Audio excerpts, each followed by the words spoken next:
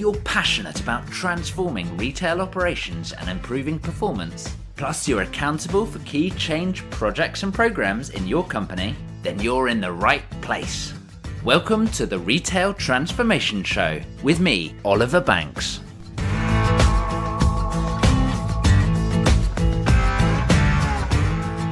Well, hello there, and welcome to the Retail Transformation Show. My name is Oliver Banks, and I am your host, and I'm delighted to be joining you today. Now, as we start a new decade, you know just as well as I do that there is a huge amount of change going on in the world of retail. My aim on this show, on this podcast, is to help shine the light and help you tackle what is changing and present you with the insight, the ideas and the inspiration to be able to successfully transform and adapt to this new retail market. So today, to help me jump directly into some of these key topics at the moment, I'm delighted to welcome Chris Brook Carter onto the show.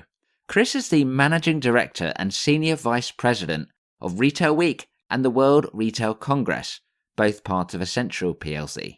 Chris has led these hugely influential retail-focused brands, originally as Editor-in-Chief and then obviously more recently as MD and SVP. In fact, over the last 7 years, he has overseen the transformation of that business from a weekly print magazine into a digital-first media brand and global events company. And it continues to sit at the heart of the world of retail. And its mission is very much to continue to inform, connect and inspire us, the leaders within the industry. He's a passionate campaigner for the positive effect and impact of retail on the UK economy and the wider world. So show notes for today are going to be over at ob&co.uk/63. And please do stick around after the conversation, and I'm going to be reflecting on my key takeaways following my chat with Chris. So let's dive into this one. Here we go. So I'm here today with Chris Brook Carter. Chris, welcome to the Retail Transformation Show. How are you? Great, thank you. Thanks for having me. Oh, well, it's a total pleasure. Chris, you're the MD and the SVP for Retail Week and also for the World Retail Congress. And one of the things that I really like about everything that you do is that you look very optimistically at the world of retail. You know, you're aiming to inspire people, you're aiming to fill people with ideas and insights so that they can transform and that retail does have a bright future, which I honestly believe it does. But, you know, let's be honest, it hasn't been easy the last few years in retail. We've seen reports of the retail apocalypse, which we're saying is not true. But there are so many different facets of retail that you need to be in control of to succeed. So I'm hoping today we can dive into some of those. Absolutely. And aim to give some advice, some tips, and also talk about what retailers can do to think about the future in a slightly different way so that they can take in some of that optimism and look forward to a bright future. Great. And I suppose thinking of the big, hairy gorilla in the room, stores has got to be a big topic. Physical stores in retail. We've seen a number of stores obviously closing. Yeah. What are your views on the role of the store, the physical store, going forward? Well, look, I think whenever you're looking at retail and its performance over the last decade, really, you're looking at a polarisation in the market. You're looking at the difference between those businesses that are performing and those businesses that are perhaps not. And you're seeing a polarisation of shopping trends and a polarisation of habits as well, I think. And then there's a polarisation in the performance of stores as well. I think those that are in locations that are no longer optimal and those that are still in prime locations. So I'm not sure there's a single way of answering what's the role of the store going to look like going forward. I think it's going to vary depending on where it is and what brand and then what purpose it's trying to serve. But I guess ultimately we're seeing a shift, I think, between two shopping behaviours, the kind of chore shopping behaviour where people are buying goods that are, you know, just part and parcel of their life, groceries, products that are just slightly duller to buy. And then there's the cherish shopping, those things that they still want to go out and do in a sort of experiential way. And I think that what we'll see is a continual drift towards the chore shopping being picked up by e-commerce and super convenient channels where shoppers want as frictionless experience as possible. And then the store to be very much plugged into the cherished shopping where people actually want an experience. And as a consequence, I'm sure that we'll see fewer and fewer stores going forward, but that hopefully the experience within those stores will become greater and greater. Look, there needs to be a big change in the planning laws to help bring some of the town centres back to life. But if we can now, hopefully, we've got some clarity over the political situation and some energy can be given back to some of the other things that are going on in the country at the moment. We can see some progress around that. We may see residential moving back into towns and revival of some town centres. But I think it'll be around this sort of very localised, cherished shopping experience where people actually want to do something from a social activity-wise. If it's not got that element to it, I think we'll see more and more of the shopping drift into e-commerce, and in particularly the sort of hyper-convenience sector that seems to be growing quickly at the moment. Absolutely. And I really like that point about polarisation, about we've been seeing that, and we've been seeing the middle get squeezed for a number of years. And I like that concept as well about the chore shopping. Yeah. Becoming, like you say, frictionless, moving into the world of e-commerce where it's almost happening automatically. Yeah. We've seen a number of sort of initiatives rolling out. I think Walmart are doing something over in the States where you're getting auto replenishment to your cupboard for the boring stuff, toilet absolutely. rolls, etc. And I think, like you say, it's important for a retailer to sit and look at what's the purpose of their store in their unique thing, rather than it, I suppose, being a catch-all. Well, look, I mean, and I think that's the key takeaway here, is that there doesn't seem to be a blueprint for what great looks like in retail at the moment from a business model point of view, from a proposition point of view. Depending on the service you're providing, the product you're providing, your customer base, and your relationship with the customer, that there are different models and different routes to market that are springing up all over the place. And look, I know we're going to talk about Retail Week Live a bit further down the line, but I think that the thing that excites me most about the programme in March is the sheer breadth of brands, retailers, business models, and sectors that we would now bring together under sort of the retail banner, whether it's, businesses like Crosstown Donuts or we've got Nespresso there, all the way through to the sort of big legacy retailers like Tesco and John Lewis. And there's no single business model now, right? So there can be no single idea of this is what the function of the store will be in that world.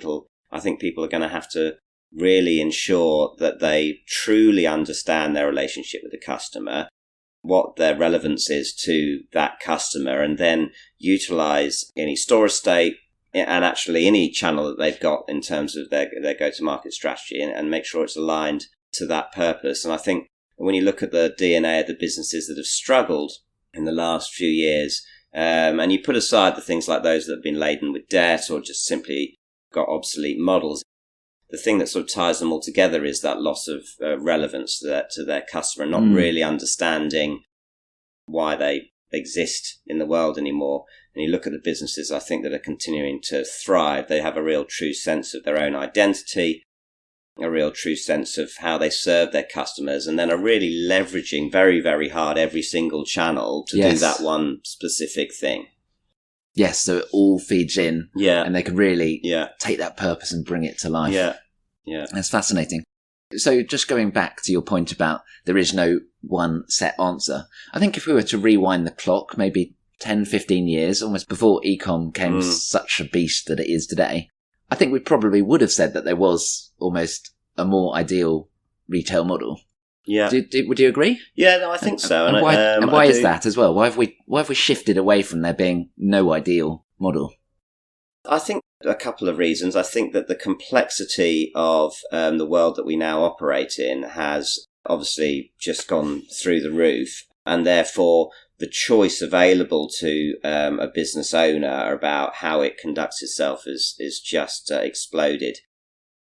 The hundreds of things that a retailer may spend its investment on in terms of technology, for example, alone is extraordinary. And people take different choices, and therefore you're ending up with a much richer and more colourful sort of landscape in terms of the types of businesses that are out there. Obviously, the routes to market have exploded as well. Once upon a time, there was really one or two routes to market, either sort of direct mail and store, and that was about it. And now, goodness, there are hundreds of routes to market. E-commerce just being one, that you've got social shopping, television, all sorts of different routes to market now. So again, that changes things as well. And then I think our lives have just become more complex. And as a consequence, also our expectations as customers have become more complex. And therefore, we're expecting a very personalized and a very relevant experience alongside the product that we are shopping for. And therefore, the experience and the way that I might want to shop for food is going to differ hugely from the experience I might want, shopping for a hobby like cycling or something. So I think that's, for me, is at the heart of it. And as I say, and the key now is to make sure you really understand where you fit in that world. Yeah, that's interesting. So we've got all of these different elements of complexity coming in, business models, routes to market. It's really quite a difficult beast to get hold of. And I think we've seen that in the results over the past few years. If you're looking at the financials, there was some research recently which showed that retail profitability is basically halved in the last, I think it was 8 years, which is pretty chronic, really. How should retailers best counter that? Well, look, I guess if I had the answer as to, what the secret to success of a long-term, profitably growing retailer was, I'd be a very rich man. And it's obviously something that, everybody is struggling with. And I'm not sure that anyone really has come up with the answer. I think when you're looking at the businesses where you'd put your bets on which businesses are going to continue to thrive and be around over the next 5 years, it's easy to look to the likes of Amazon or Alibaba. And for me, they share a couple of sort of key similarities, those sorts of businesses. The first is that transformation is part and parcel of their strategy. It's not a sideshow. It's not something that they're running along the side of trying to then operate their own, a business model and serve their customers. It is part and parcel of what they do. It's just in their DNA. It's embedded in the culture, and it's continually ongoing rather than a big one-off event. Yeah, and interestingly for me, actually, both of those businesses look to treat transformation at two different paces. So there's an ongoing transformation of their core proposition that's going on. So they are transforming their core retail operation. And you can see that Amazon's a really good example of that. When you look at where it was 20 years ago and you look at where it's now, its core proposition is very different. And there's an ongoing rapid evolution.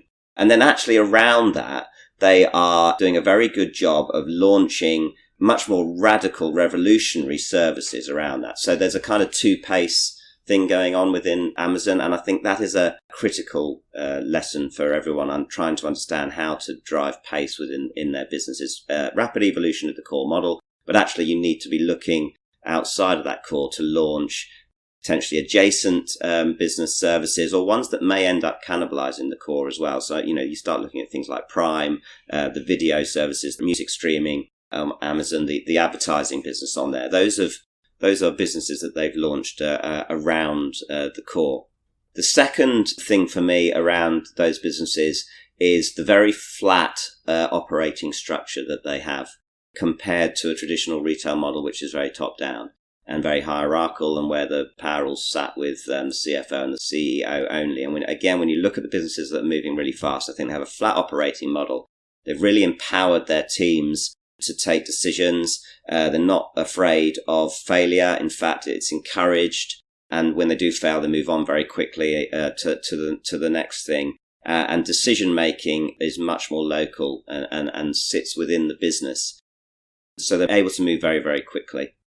I think that for me is a key part as well. And then the third part of these businesses is that they've understood that they are trying to build an ecosystem for their consumers where they are able to leverage data across not just how customers shop for a particular product, but actually how those products are fitting into their lifestyle. So that, the fact that Alibaba or Amazon, the likes of Tencent or Rakuten in Japan, these are businesses that have services that span people's lives, not just their retail. So they have payment services, they have banks, they have social media companies. In the instance of Rakuten, they have healthcare as well, streaming services, entertainment and retail. And it's allowing them to join up the dots in the data that would otherwise be very difficult if you're just a retailer alone. So they've understood actually that the future is growth of these consumer ecosystems, and it allows them better understand their customers and launch new relevant services and products into the space. So again, for me, retailers need to recognize, look, who are my partners going to be? What sectors have I not even thought of that I could learn from and partner with in order to get a better understanding of how my customers live and how my products are falling into their lives. And so those are for me are the three key lessons. What could a sustainable, profitable retailer look like going forward? So that's really powerful, actually. So those 3 points where they're continually transforming as an ingrained part of their culture. But at two paces, right? So continual evolution of the core, and then this launching new services around the edge. Yeah. So they're continually evolving that ecosystem as well. Yeah. That is embedding them into every part of their customers' lives. Yeah. And they're collecting the data, and they can then begin to understand customers better and continue to serve them better. Yeah. And that flat org structure that allows them to move quickly. Yeah. You know, particularly if we're talking about change and transformation, you don't get held up in governance and sign-offs and pre-meetings and all that sort of stuff. You've got more empowerment at a local level to go ahead and make things. Absolutely. Yeah. Yeah. That's 3 really big, powerful messages around the companies that are doing well. Yeah. Like Amazon, like Alibaba. And, I think as we look to Retail Week Live, I know you're going to be having a huge number of different speakers there. I'm assuming we'll be talking about some of those hot topics at Retail Week Live. Yeah, so I think, the big change for us at Retail Week Live this year is the merging of our big digital show, Tech, into Retail Week Live in March. So bringing those 2 conferences together. Thinking around that was, as we've just explained, actually, is that to be a successful retailer, digital transformation has to be the strategic priority. And therefore, talking about strategy in March and then digital execution in October in 2 separate events no longer really makes sense. Again, to my other point about the need for a flat operating model and empowering your team, again, what we're encouraging retailers to do is to say, look, it's not just going to be the C-suite that are coming down to live. Look, come bring your teams with you, because, we're going to bring 200 world-class speakers from all across the globe and from so many different industries and adjacent sort of categories where retail has lots to learn from. And we want you to go away, have a shared experience with your teams, come away with a clear single vision of what the future might look like for your business, and take those learnings as a team back into your operations the following week and really make some sustained change. Really looking forward to it. It'll be twice the size of any Retail Week Live we've ever put on before. We're building an infrastructure outside the Intercontinental to house the main stage, and it should be 200 plus speakers. And we're estimating there'll be about 45 hours worth of content to consume across the 2 days. Whew. Yeah. Well, so yeah.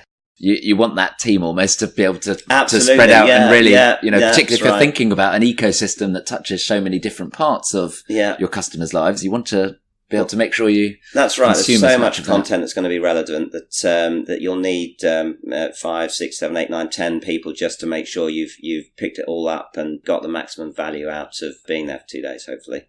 Fantastic. That sounds awesome. Where can people find out more? You can go to live.retail-week.com and it'll give you all of the rundown of the program and how to purchase tickets and that sort of stuff.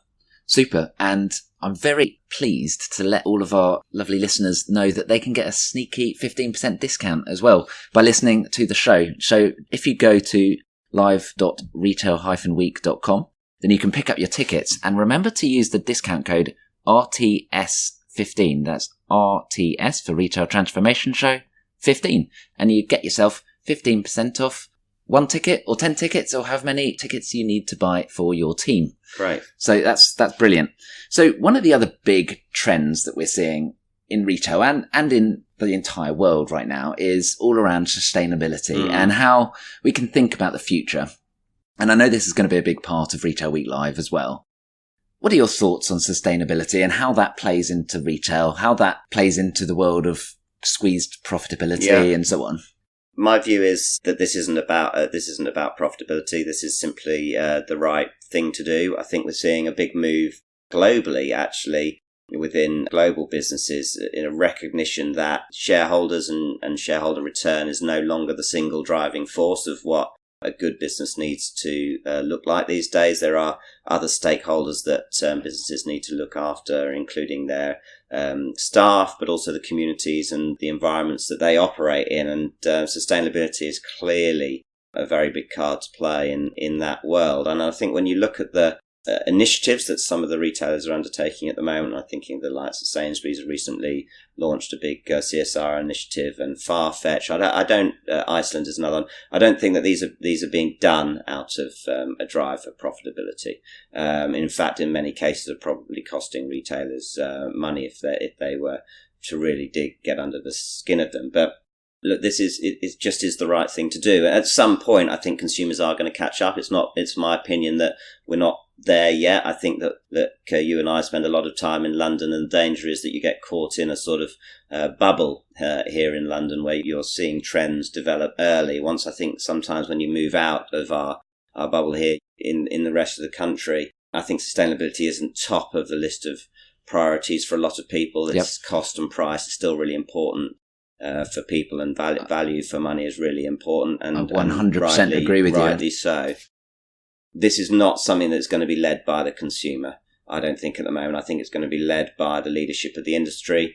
Increasingly, I think it's going to be led by employees, because I think that people want to work for businesses that they know are doing their share of good now. That is an attractive reason to join an employer, and it's a real reason to leave someone whose values don't connect with yours as well.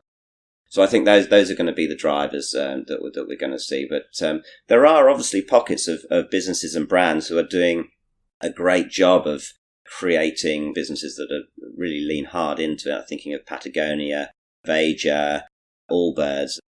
I mean, Unilever obviously is a great example as well, where their growth of their sustainable brands is far out performing those that are not. So there are definitely pockets where it's making good business sense, but I don't think that is the overarching driver of why this is the right thing to do at the moment.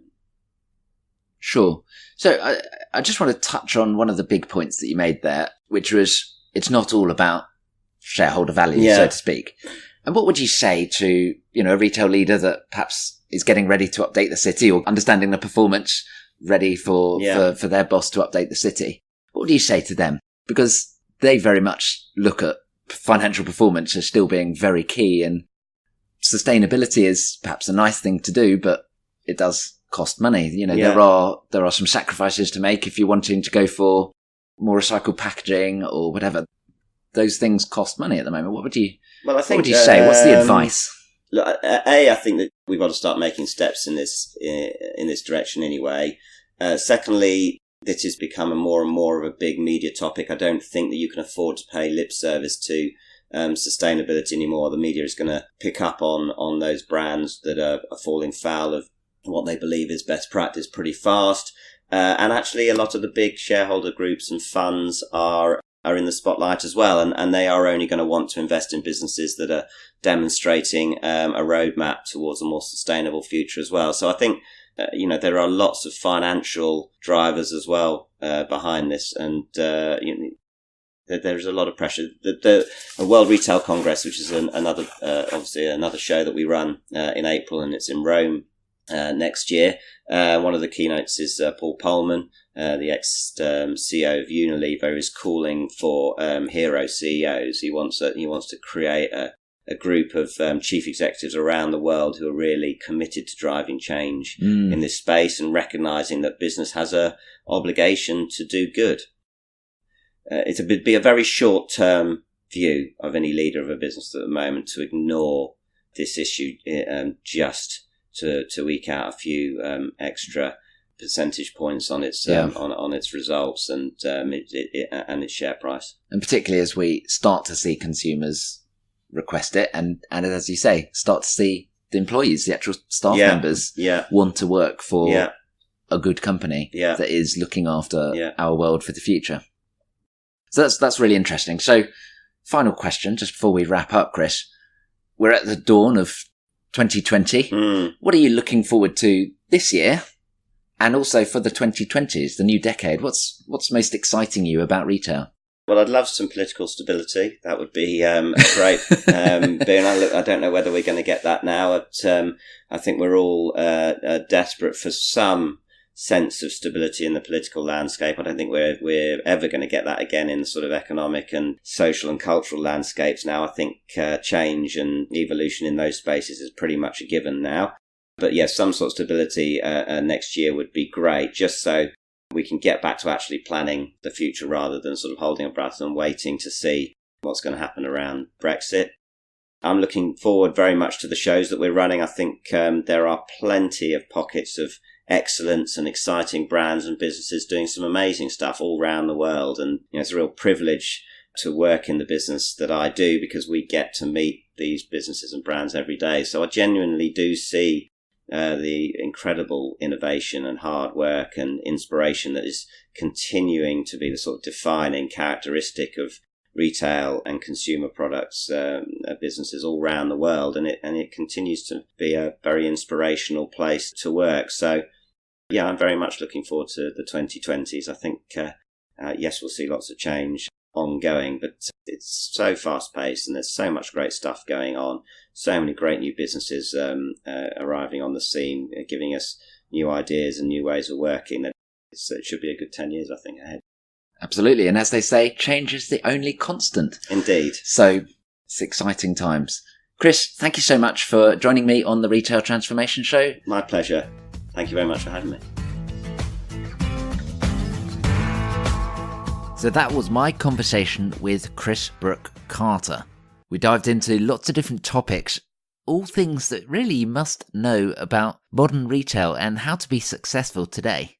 For me, I had 3 key takeaways, and I would also love to know what yours were as well. So my first one is that there is no set operating model in today's world. I think we knew that already, but you still need an operating model, and that must match your purpose.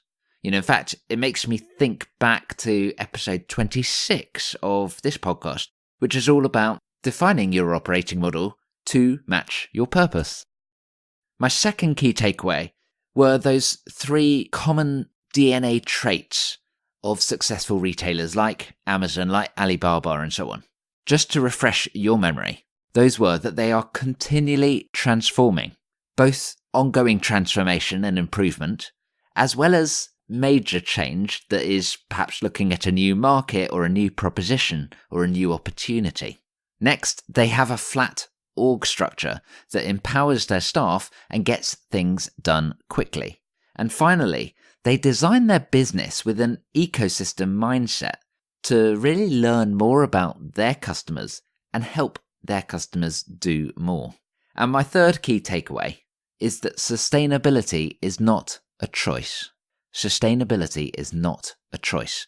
You must take this mindset with you as you go into conversations and meetings and decision points this year. Because, like Chris mentioned, I strongly agree, sustainability is not a choice. This is something we must act on now. So those were my key takeaways. I'd love to know what yours were as well from this conversation. If we're connected on LinkedIn, then do let me know there, either in one of my posts or send me a message. And if we're not connected on LinkedIn, then please do reach out and connect. Search for Oliver Banks. And just mention in the invite that you listen to the show. It would be great to hear from you. Show notes for this episode are over at ob&co.uk/63. And over there you will also find the information you need about Retail Week Live, which is happening on the 25th and 26th of March 2020. The website, once again, live.retail-week.com, and that discount code to get you that 15% off is RTS15. All of that over at the show notes page, ob&co.uk/63. Now, if this has been your first time listening into the show, do please subscribe, and remember to check out the back catalogue, the archive of episodes as well. There are plenty of golden nuggets waiting for you back there. And if you have listened before and you're coming back, thank you. And please consider leaving a rating and a review to help share the show on social media. I'd really appreciate that from you. Thank you in advance. So I'm looking forward already to catching you on the next episode. Have a great week. Bye for now.